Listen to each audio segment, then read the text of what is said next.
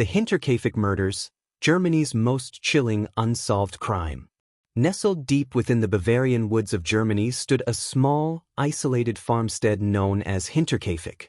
On the surface, it seemed like a peaceful place, home to the Gruber family: Andreas, his wife Kazilia, their widowed daughter Victoria, her 2 children, and the family maid. But on March 31, 1922, something horrifying unfolded that would shock the nation and puzzle investigators for generations. In the days leading up to the murders, strange things happened.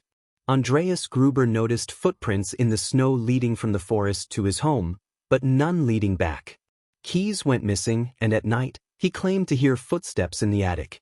Neighbors offered to help, but Andreas, stubborn and private, refused.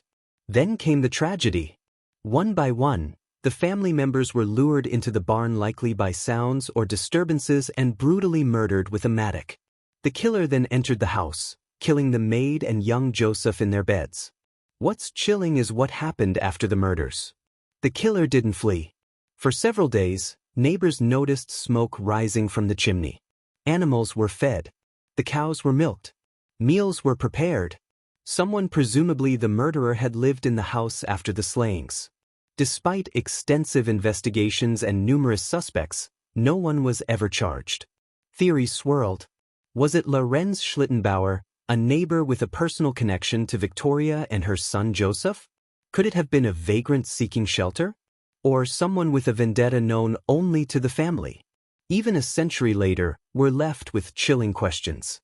Magnifying glass tilted left. Who stayed in the house after the murders and why?